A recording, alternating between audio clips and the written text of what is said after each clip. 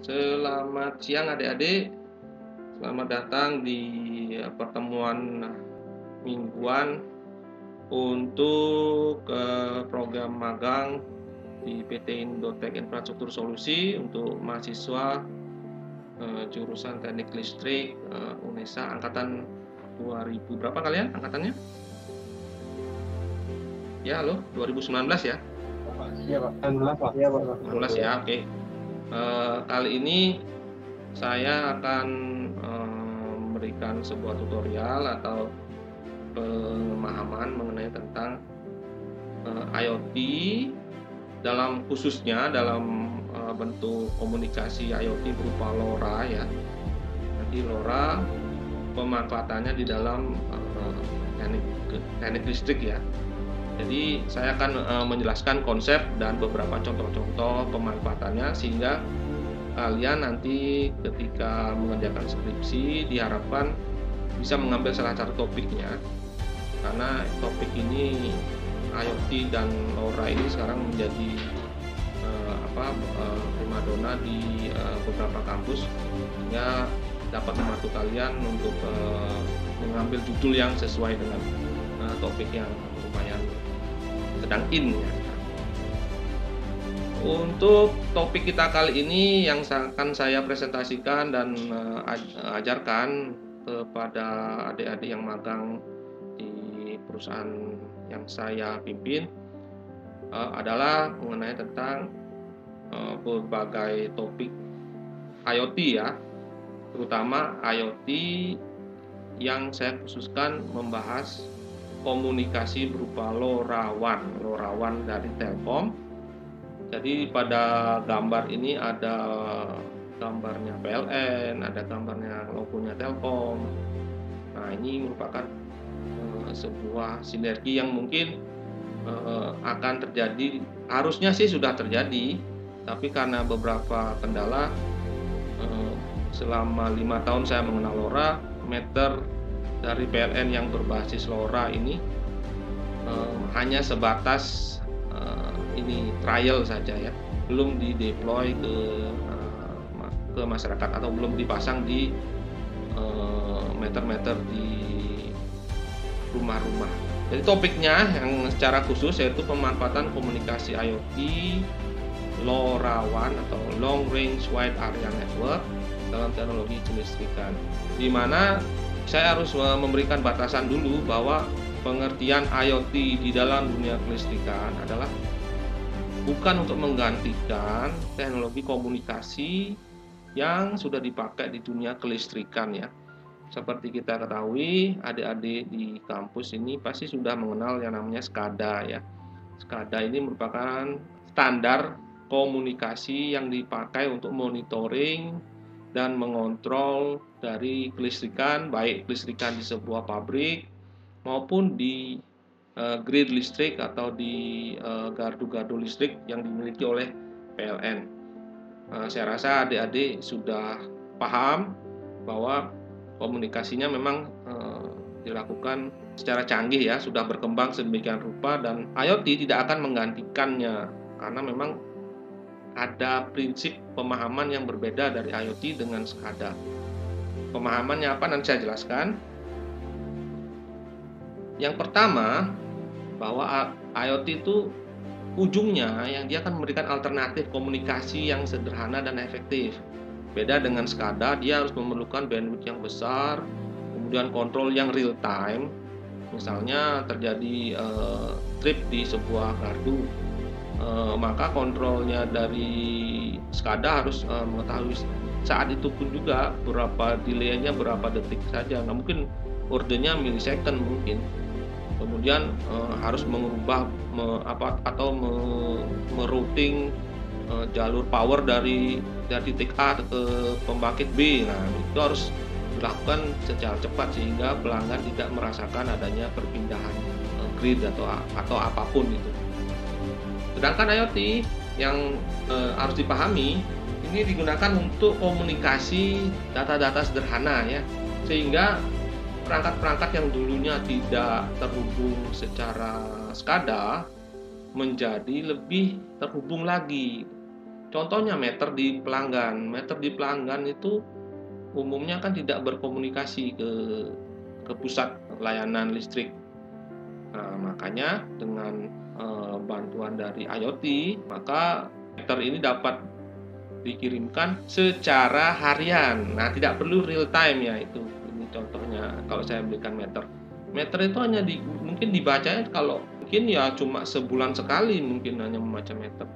Mungkin kalau yang di kelas pabrik atau kelas lokasi-lokasi komersial bisa harian dikirim. Karena dulu saya pernah bekerja di dunia telekomunikasi, ada permintaan dulu modem GSM ya, GSM atau CDMA zaman dulu untuk bisa mengambil data meter per hari. Jadi dulu sempat ada permasalahan, kemudian saya menservis sebuah perusahaan yang memang dia perusahaan ini bekerja di bidang monitoring meter listrik. Jadi tiap jam 2 pagi maka alat yang ada di kantornya dia akan men-scanning semua meter yang berlangganan ke dia melalui jalur GSM ya, jalur GSM dan CDMA zaman. Nah, begitu pula contoh yang kedua yang saya berikan, IoT untuk mengontrol atau pelaporan kondisi di lampu jalan. Tidak mungkin SCADA yang canggih itu sampai harus mengontrol atau mengetahui status dari sebuah lampu jalan. Nah, itu agak kejauhan teknologinya yang jomplang. Kemudian yang contoh ketiga adalah monitoring panel surya atau fotovoltaik di sebuah lokasi yang memang jauh misalnya.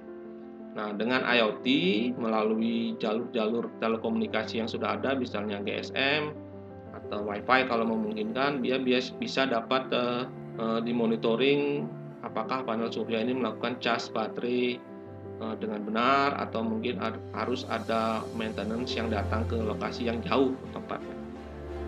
Begitu pengertian dan pemahaman yang perlu diberikan agar tidak salah paham mengenai IoT di dunia kelistrikan.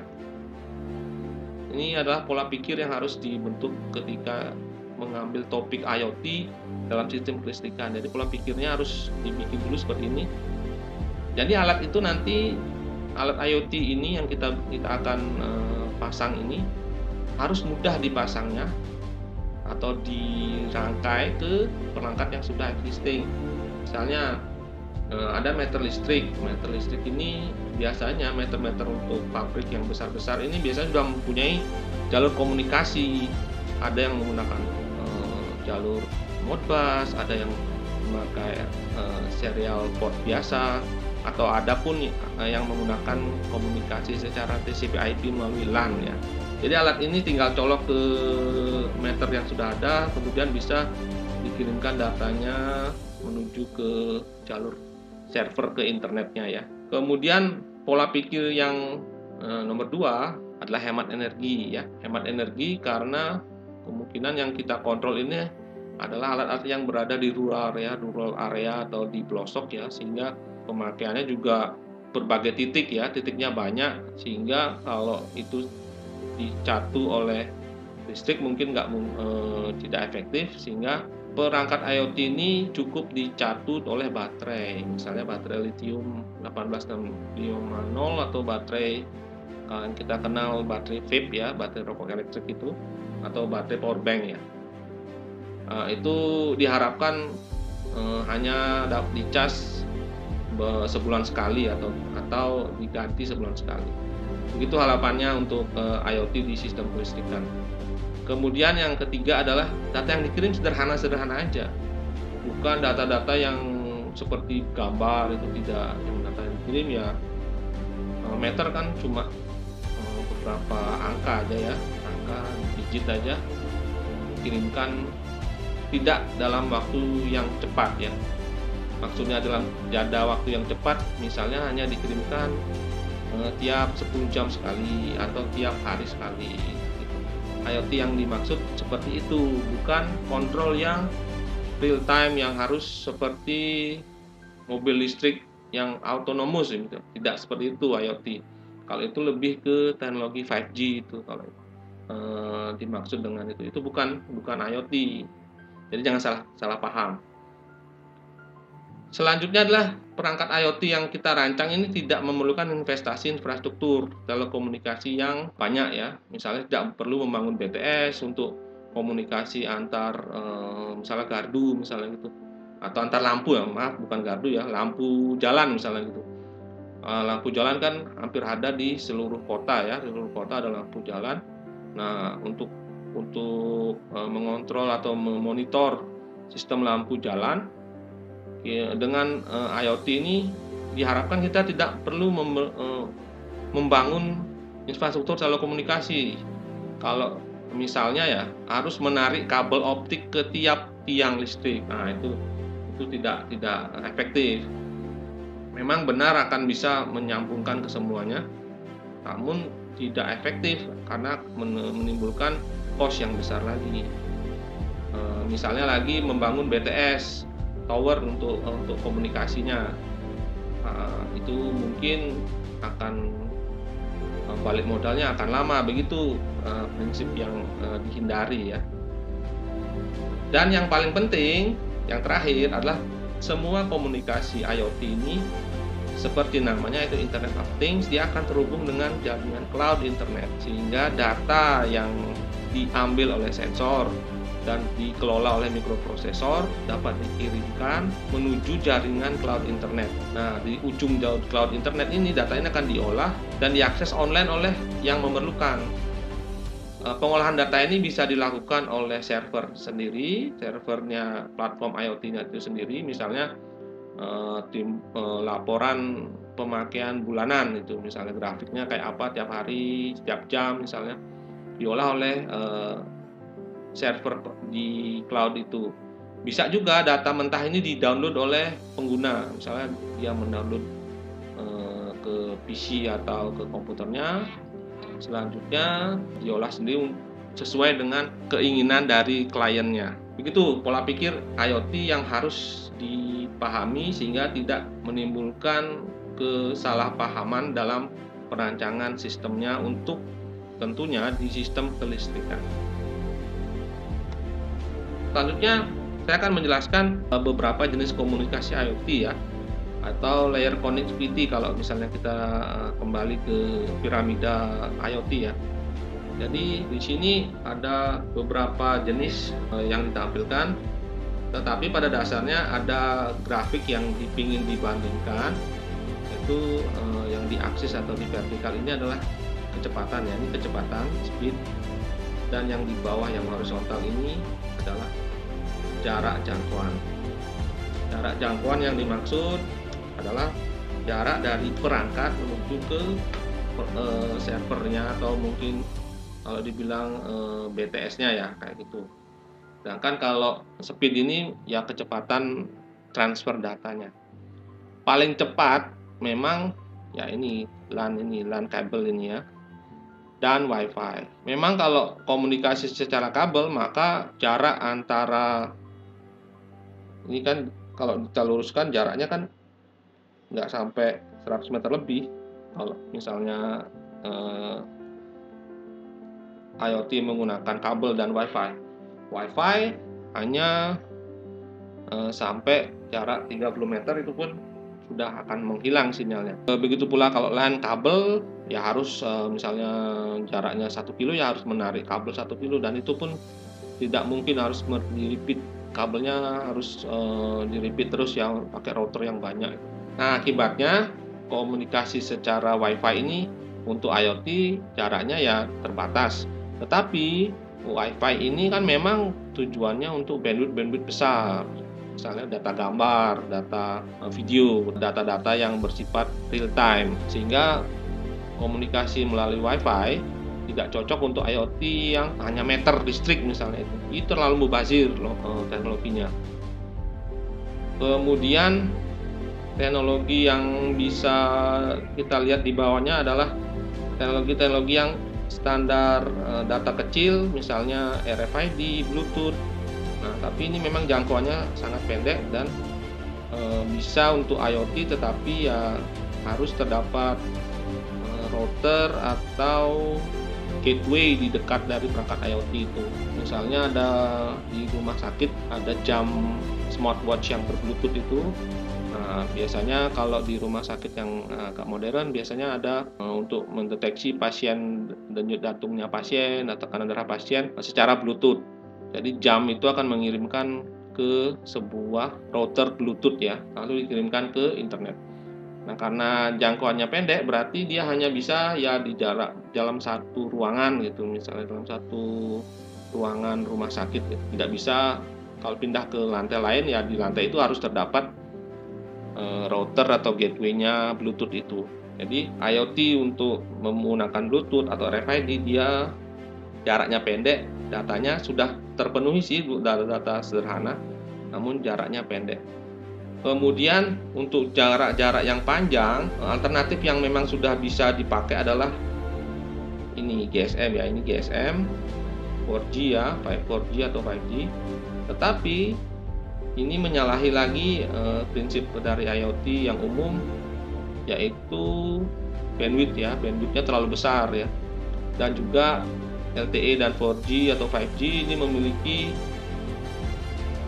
lisensi yang sangat mahal ya. Jadi chipsetnya itu harus memiliki perangkat yang IoT yang menggunakan GSM ini memiliki sebuah lisensi yang sangat lumayan mahal kalau dibikinkannya di perangkat IoT ya. Jadi yang saya maksud investasinya tuh sangat mahal, apalagi BTS-nya ya, di BTS, di sentral telekomunikasinya seperti halnya di Telkomsel atau di Indosat. Mereka investasinya sangat mahal di BTS-nya ya, di BTS dan di sentralnya. Kemudian juga di jalur internetnya mereka menggunakan jalur optik semua. Karena memang tujuannya adalah menggait pasar untuk penggunaan bandwidth besar, misalnya smartphone, untuk komunikasi video call, untuk main game, untuk nonton streaming YouTube dan segala macam. Nah, untuk pemanfaatan IoT yang kecil-kecil datanya jadi mubazir gitu, dan uangnya pun tidak terlalu membuat investasi BTS dan perangkat mereka menjadi balik modal dengan cepat, karena memang data untuk IoT itu kecil-kecil aja datanya. Lebih baik mereka menjual pulsa untuk game, para gamers, atau mungkin mereka yang menonton streaming dan segala macam. Jadi ini tidak cocok dipakai untuk IoT ya. Yang kemudian akhir dikompromikan adalah namanya low power wide area network. Nah, ini GSM pun punya sistem mengatasi lisensi dan investasi itu, karena memang bandwidthnya kecil-kecil itu, jadinya mereka membuat standar sendiri yang namanya NB-IoT, Narrow Bandwidth IoT. Pernah saya bahas di video saya di alamat YouTube saya di IC555. Jadi NB-IoT ini merupakan solusi dari operator seluler untuk mengakali lisensi frekuensi yang seharusnya digunakan untuk streaming. Nah, sekarang untuk data-data IoT yang kecil-kecil itu, maka dulu bandwidth yang bisa satu orang habiskan itu untuk satu perangkat smartphone itu bisa hanya untuk satu smartphone.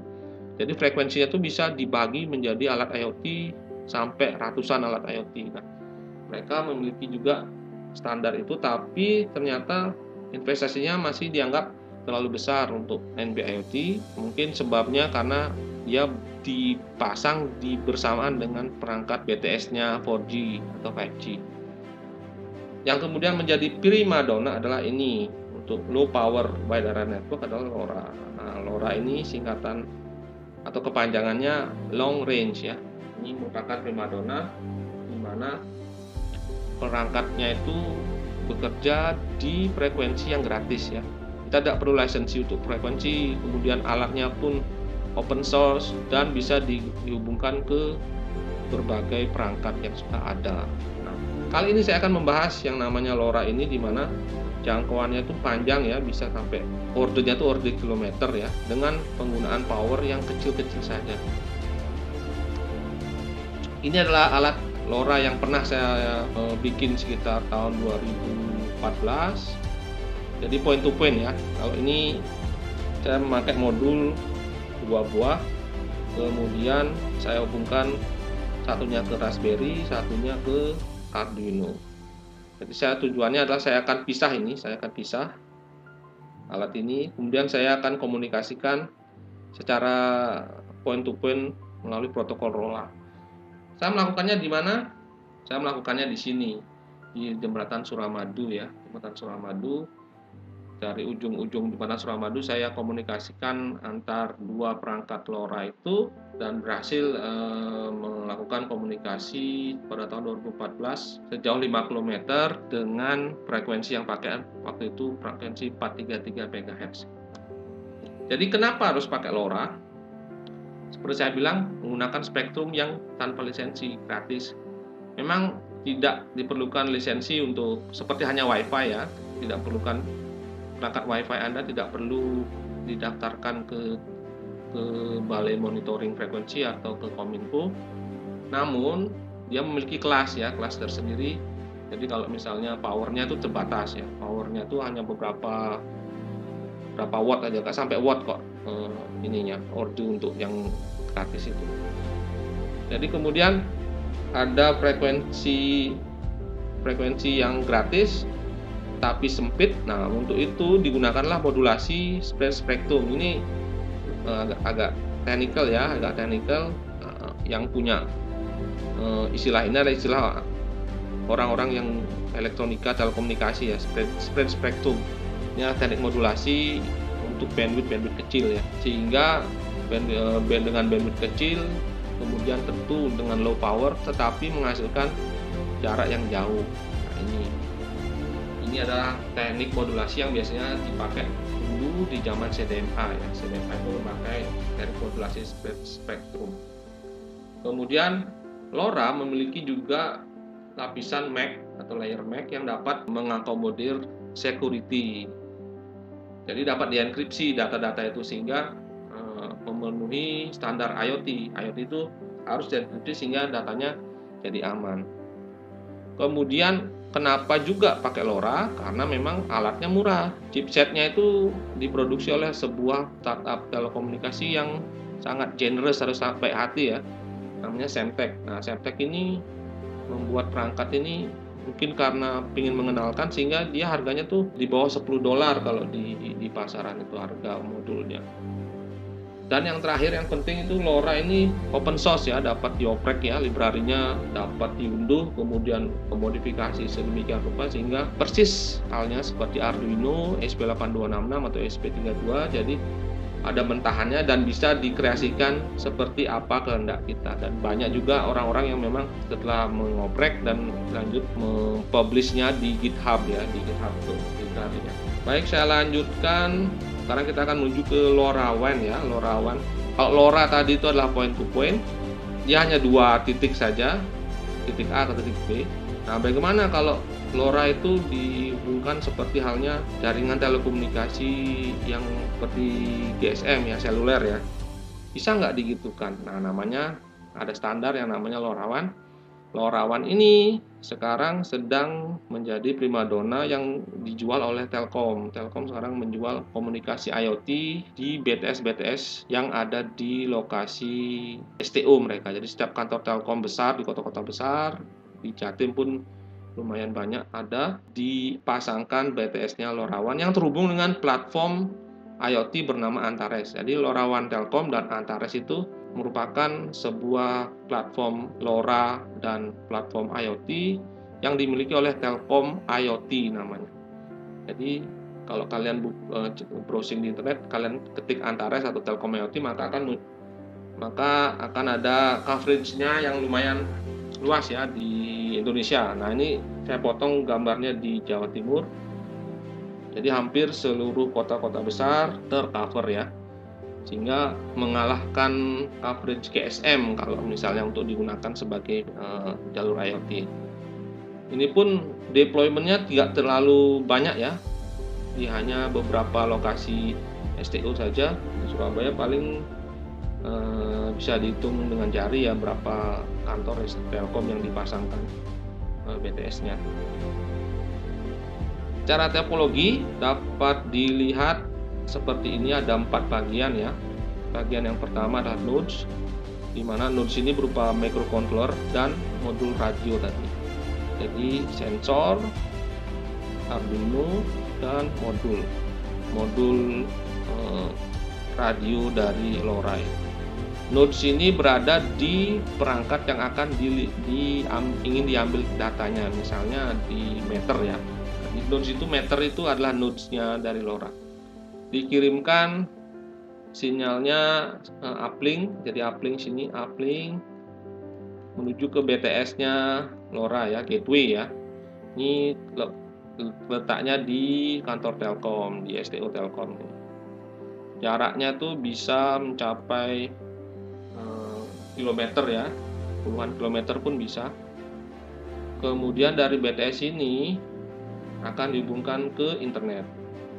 Jadi Telkom ini Telkom LoRaWAN ini memancar di kantornya Telkom, kemudian dihubungkan menuju ke Telkom Antares sebagai platform IoT-nya. Jadi secara misalnya kalau yang kalian tahu kan MQTT ya di sini jalurnya. Kemudian aplikasi dari pengguna seperti misalnya database dan web browser yang menampilkan grafik dari pemakaian meter misalnya, ya bisa diambil secara online. Nah, ini bisa juga menggunakan API misalnya lewat HTML. Nah, ini network topologinya, di mana di sini secara RF, secara radio, RF, kemudian di sini secara TCP/IP. Di sini TCP/IP dan di sini TCP/IP. Begitulah topologinya. Frekuensi yang dipakai di Indonesia yaitu berada di frekuensi ISM 923 namanya. Kalau di Indonesia tuh kalau dinamakan ISM-nya 923-2, ini di Indonesia namanya 923 MHz ya. Ini adalah frekuensi untuk Asia namanya AS. Tapi kalau di Indonesia harus tambah 2 ini, dan frekuensinya tuh ada di rentang 921,2 sampai 922,6. Ini ya frekuensinya. Dengan jarak antar channel ini 200 kHz ya. Karena memang satu perangkat nodes dari LoRa hanya menggunakan bandwidth frekuensi 125 kHz. Ini adalah parameter-parameter yang sedikit teknikal ya, untuk anak listrik mungkin nggak terlalu diperlukan. Tapi asal tahu saja, nanti hubungannya adalah di sini, di speed dan di payloadnya. Jadi ada namanya, kalau standar saya pakai itu di speed factor 10 dengan bandwidth 125 kHz, kecepatannya lumayan, dan datanya tuh cuma segini, 51 bytes, ini berarti 51 karakter aja. Nah, cuma segini aja datanya, nggak terlalu boleh banyak-banyak. Karena memang kita berbagi resource dengan pelanggan yang lain atau nodes yang lainnya. Jadi tidak boleh terlalu tamak ya dalam menggunakan bandwidth ya. Karena kita berbagi. Sehingga Telkom pun pada akhirnya menyarankan pengguna itu tidak terlalu sering mengirim data.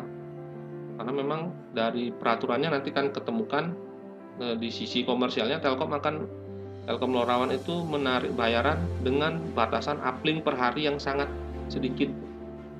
Itu karena memang berbagi resource di frekuensi yang sangat sempit. Jadi umumnya kita gunakan ini di komunikasi kelistrikan sehingga datanya ya, data meter dapat terkirim dengan baik.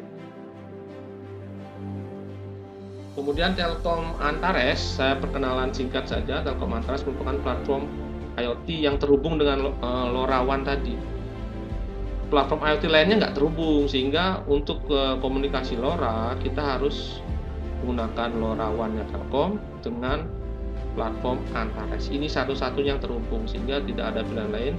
Kita harus menggunakan Antares. saya punya tutorial yang khusus membahas Antares, tetapi dengan protokol MQTT dan HTTP juga saya pernah bahas, di mana nanti data itu akan disimpan di sebuah database-nya, database IoT Antares di sebuah lokasi di Bandung. Dan Antares ini juga sekarang berbayar. Dulu dari 2018-2019 ketika saya mengenal Antares ini adalah gratis, tapi sejak 1 Juni 2022 dia sudah menarik bayaran. Keunggulan dari Antares, kenapa Antares? Karena memang dibanding dengan platform IoT lainnya, misalnya Blink atau The Think Techbox atau yang lainnya. Nah, kalau Antares ini memang standarnya memang sangat primitif, masih primitif M2M saja, M2M, machine to machine. Tapi dia mempunyai security yang paling bagus di antara yang lain. Kemudian yang menjadi prima dona sekarang adalah dia satu-satunya yang connect ke LoRa. Jadi tidak ada pilihan lain, kita harus menggunakan Antares sebagai platform IoT-nya. Nanti saya akan bahas Antares di pembahasan lainnya. Jadi adik-adik juga bisa melihat di blog atau di channel YouTube IC555. Saya pernah bahas tentang Antares di protokol-protokol selain LoRa. Untuk LoRa pun sudah saya bahas, tapi dalam hal Hello World saja ya, pengenalan untuk kirim data. Kembali ke Parameda IoT, saya khususkan sekarang di bidang kelistrikan, di mana di bidang kelistrikan Parameda IoT yang paling bawah adalah data dan sensor. Contoh yang paling gampang adalah meter listrik, status lampu jalan apakah butuh maintenance atau tidak, atau mungkin nyala atau tidak gitu. Hanya data-data itu aja yang dikirim. Yang untuk LoRa itu data apakah lampunya ketika jam 5 sore dikirim bahwa ternyata lampunya mati. Nah itu aja yang dikirim, nggak ada ini lainnya, data lainnya, datanya hanya cuma on atau off gitu aja. Kemudian yang lebih advance ya ini status charging solar panel, ini lebih advance. Kemudian ide yang saya punya lagi yaitu penghitung petir per hari ini adalah lumayan kritikal di dalam sebuah jaringan ini ya, kelistrikan. Petir ini karena di Indonesia merupakan negara tropis yang banyak hutannya, hujannya juga sering, makanya bisa juga sebagai ide skripsi kalian adik-adik bisa menggunakan topik berupa penghitung petir ya. Mungkin agak sedikit aneh, tapi ketika saya dulu kerja di dunia telekomunikasi, petir merupakan musuh utama dari tower ya, sehingga atau kelistrikan ya umumnya juga musuhnya petir ya. Jadi ada dulu alat di sebuah BTS yang khusus menghitung petir per hari ada, jadi sehingga bisa didesain untuk suatu tempat A, B, dan C berbeda-beda untuk masalah groundingnya dan pengaman lainnya. Jadi jika misalnya di IoT kan secara LoRa mungkin menjadi lebih simple ya, karena data yang dikirim cuma sehari sekali gitu. Coba bayangkan kalau memakai WiFi atau memakai 4G, jadi sangat mubazir datanya. Perangkatnya itu menjadi mubazir. Kemudian di sisi connectivity kita memang menggunakan LoRa. Kemudian di platformnya kita menggunakan Telkom Antares, dan kemudian di aplikasinya ya banyak ya yang kita bisa ambil. Misalnya yang paling umum ya ini pelaporan harian di sebuah meter listrik di pelanggan yang premium, misalnya di sebuah pabrik misalnya. Jadi dia ingin mengoptimalisasikan penggunaan listriknya. Nah, dia ingin menganalisa gitu. Nah, makanya yang diambil adalah data pelaporan listrik. Kemudian ada untuk smart city ya di Pemkot ya, Pemkot atau Pemgap di kota. di jalan A, B, C gimana perkembangan lampunya, apakah ada yang perlu di maintenance dan segala macam. Itu bisa kita analisa melalui aplikasi yang terhubung dengan LoRa. Contoh diagram yang mungkin bisa menjadi ide adik-adik, ini adalah contoh diagram dari pemanfaatan LoRa sebagai jalur komunikasi untuk pelaporan dari sebuah sistem fotovoltaik atau panel surya ya. Jadi yang kita ambil datanya itu berasal dari ini ya, dari sebuah solar charge controller yang memang sudah ada komunikasi serialnya atau komunikasi modbus, kemudian kita kirimkan menuju ke microcontroller yang memiliki modul LoRa. Nah, kemudian dikirimkan, misalnya dikirimkan tiap jam sekali menuju ke BTS-nya yang ada di Telkom. Ini di Telkom ya, STO Telkom. Ini tower ya, ini tower. Kemudian terhubung dengan cloud di Antares. Nah, di cloud Antares datanya akan disimpan, kemudian diunduh oleh pengguna menggunakan jalur internet. Dan TCP/IP ini juga IP. Nah, akhirnya nanti dapatkan grafik ya, grafiknya misalnya grafik chargingnya jam berapa saja. Ternyata analisanya yang didapatkan adalah ini salah penempatan karena ada pohon, harus ditebang atau dipindahkan segala macam. Nah, itu analisa yang ingin didapat dari sebuah pemanfaatan LoRa pada sebuah sistem fotovoltaik atau panel surya. Begitu contohnya. Sedangkan investasinya untuk perangkat memang ini yang agak mahal itu di sensor nanti ya, sensor saya tulis ini sensor. Ini memang kalau sensor dari perangkat listrik ini agak mahal, tapi yang lainnya murah saja. Arduino itu dan modul LoRa lumayan terjangkau. Sedangkan untuk Antares dia bisa menggunakan yang namanya akun prabayar ya, prabayar. Jadi kita bayar untuk 10.000 setahun. Antaresnya ini platform ya, platformnya 10.000 setahun bisa untuk, kalau nggak salah Antares itu 5 device ya, 5 device platformnya. Sedangkan untuk LoRa-nya harganya itu segini, yang paling standar ya, paling standar menurut saya segini. Adapun yang paling murah, namun uplink-nya itu cuma 10, ini cuma 50.000, 10 uplink, 2 downlink. Dan saya nggak sarankan pakai paket yang ini karena memang agak sedikit kurang sekali. Tapi untuk deployment sih nggak apa-apa. Tapi untuk mahasiswa yang ingin belajar mungkin agak sedikit kewalahan. Untuk yang paket gratisnya, jadi user yang baru bisa mendapatkan 3 bulan gratis. Bisa dibuka di websitenya antares.id, sudah ada penjelasan harga dan fasilitas yang didapatkan. Jadi cukup terjangkau. Mungkin untuk yang komersil mungkin terjangkau, mungkin, tapi untuk anak-anak adik-adik yang sedang belajar IoT melalui LoRa mungkin agak sedikit terbatas. Kalau hanya 10 uplink, 10 kirim kali data ya, 10 kali kirim data ke LoRawannya Telkom itu mungkin sehari nyoba langsung habis. Kemudian contoh alat kelistrikan ya, kelistrikan yang umum ya. Memang alat kelistrikan yang untuk pabrik, untuk yang sudah paten ya, yang sudah ada di dunia industri itu memang agak mahal ya harganya, berkisar di atas 100.000 semua. Misal salah satu contohnya nih kWh meter yang bisa dibaca datanya melalui modbus, atau nanti ini terhubung ke Arduino misalnya, Arduino. Nah, ini harganya sekitar 300.000 nih untuk meter yang sudah tersedia jalur komunikasi. Kemudian ini untuk charge controller juga harganya yang bisa di monitoring itu harganya kita kira 600 ribuan.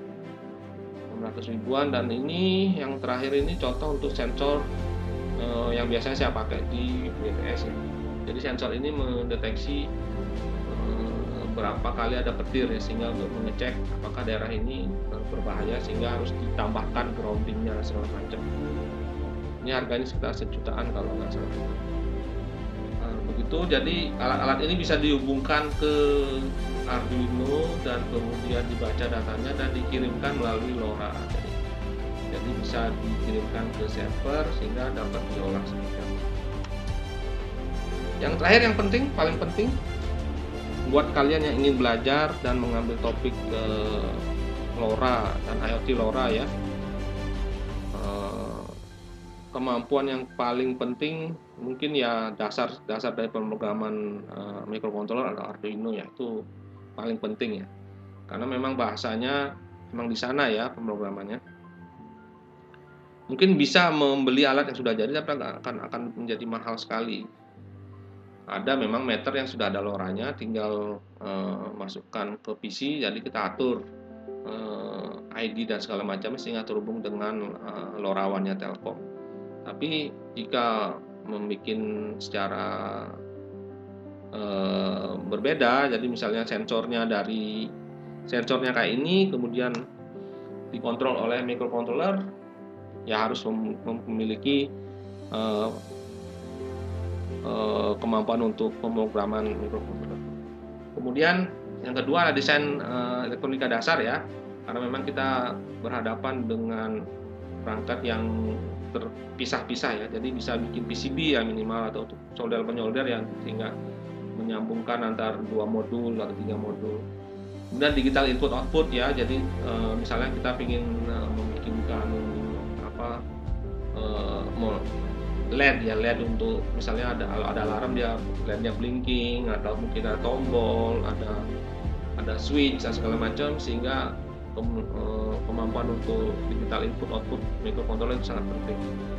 Dan terakhir, kalau misalnya datanya yang bisa, misalnya data-data analog, data-data misalnya kalau di dunia kesehatan itu ada data jantung, itu datanya kecil sekali, dan itu harus dikuatkan oleh transistor dan op-amp. Kan kelistrikan belum ketemu saya, kelistrikan agak tinggi mungkin.